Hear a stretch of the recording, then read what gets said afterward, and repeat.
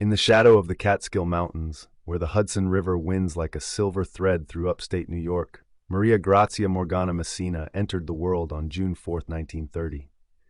Pleasantville was a sleepy village then, far from the clamor of Manhattan, but the blood of Sicilian immigrants coursed fiercely through her veins. Her parents, hailing from the sun-baked hills of Fiumefreddo di Sicilia in the province of Catania, had crossed the Atlantic chasing the American dream.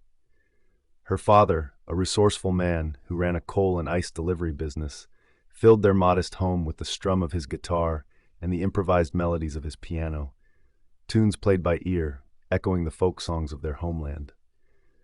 With 5 siblings crowding the table, young Maria's childhood was a tapestry of laughter, hardship, and hidden talents. When her father passed away prematurely, plunging the family into financial straits, the weight of survival pressed down like the summer heat of Etna. Yet in those lean years, a voice emerged, a contralto of astonishing depth and range, spanning 4 octaves, that could hush a room or shatter the silence of grief. By 13, Maria's gift had already whispered its way into the world. Overheard singing the aria, "I'll See You Again," from Noel Coward's Bittersweet, a melody far too sophisticated for a girl her age, neighbors marveled at the raw emotion pouring from her lips. It was as if the synagogue near their New York City home, where the cantor's chants drifted on the wind, had infused her soul with a sacred timbre. At 16, big band swing captivated her. The brassy swells of Benny Goodman, the velvet croon of Billie Holiday. A scholarship to the Metropolitan School of Music followed, but Maria craved the stage's fire. Dropping her given name for the more exotic Morgana King, evoking mystery and royalty, she plunged into Greenwich Village's smoky nightclubs in 1946. There, amid the haze of cigarette smoke and the clink of highballs, she honed a style all her own. Phrasing that twisted like jazz vines around standards, infusing them with operatic drama and Sicilian soul. Her professional ascent was swift and shimmering. In 1953, a record executive at a dimly lit lounge caught her rendition of a Gershwin tune and signed her on the spot. By 1956, her debut album, For You, For Me, Forevermore, on MRC Records, unfurled like a velvet curtain. Critics raved about her unique phrasing, a blend of jazz improvisation and classical poise that made standards like My Funny Valentine feel newly born. Over the next 4 decades, King would etch her name into the annals of jazz with over 30 albums on labels from Verve to Reprise. She headlined the luminaries, Basin Street East, the Blue Note, Carnegie Hall's Schaefer Music Festival. In 1964, her sultry take on A Taste of Honey became her signature, a languid bossa nova that evoked honeyed lips and forbidden desires. That same year, a Grammy nomination for Best New Artist crowned her arrival. Though the Beatles snatched the prize, King's loss was jazz's quiet victory. Yet, acclaim came laced with personal tempests. At 17, in a whirlwind of youthful passion, she wed jazz trumpeter Tony Frusciella, a brilliant but tormented soul whose horn wailed like a siren's call. Their 9-year marriage ending in 1956 birthed a daughter, Grace Ann, born in 1950, a beacon of light amid the couple's Sunday suppers with Charlie Bird Parker, where bebop legends traded riffs over pasta and Chianti. Frusciela's heroine shadows loomed large, but King emerged resilient, her voice a lifeline. 5 years later, fate dealt a brighter hand at Birdland Jazz Club. There, she locked eyes with trombonist Willie Dennis, a Jerry Mulligan alum whose slide evoked the mournful cry of ocean waves. Their 1961 union was electric. Collaborations sparked like fireworks, including the poignant It's a Quiet Thing, 1965, a reprise album dedicated to Dennis after his tragic death that same year in a Central Park car crash. Grief carved deeper lines into King's face, but it fueled her art. Wild as Love, 1966, and Gemini Changes, 1967, pulsed with raw vulnerability, thanks to Frank Sinatra's gracious invitation to his reprise fold. As the 60s waned, King's horizons stretched beyond the bandstand.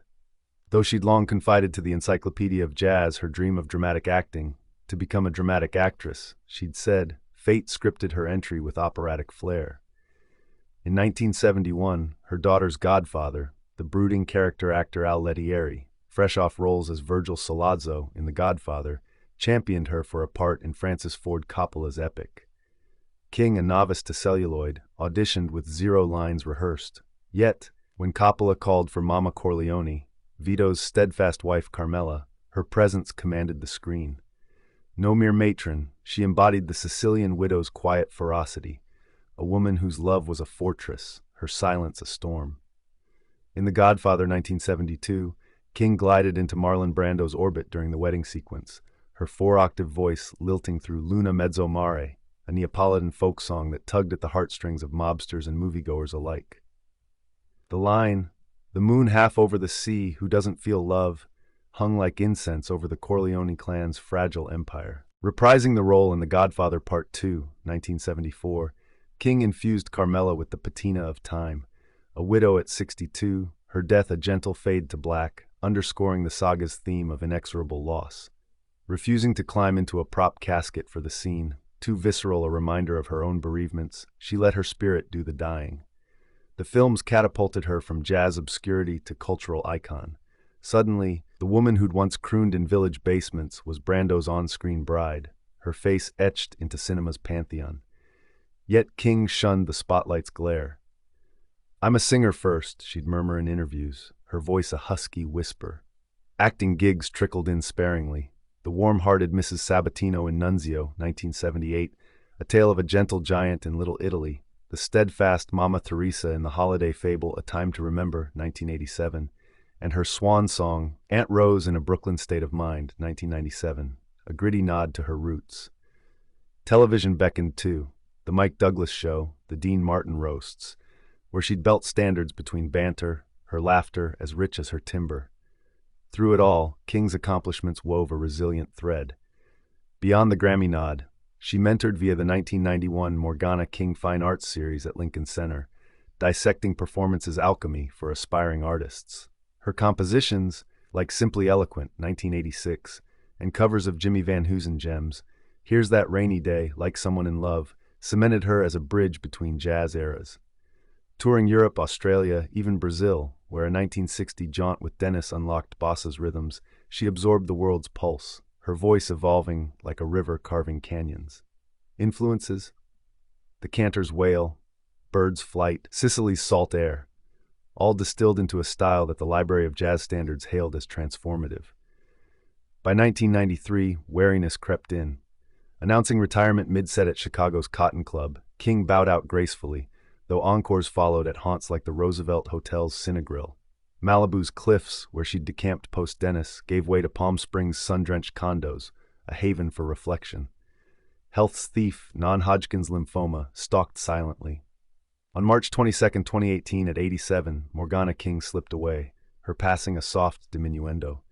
In her wake lingers a legacy as vast as her range, a Sicilian songbird who tamed jazz's wild heart, then stepped into the Godfather's shadowed throne with the poise of a Don's consort. Not a mafioso's blade, but a mother's melody, defiant, enduring. From Pleasantville's coal dust to Coppola's celluloid empire, King's life was her grandest aria, a testament to voices that outlast the silence.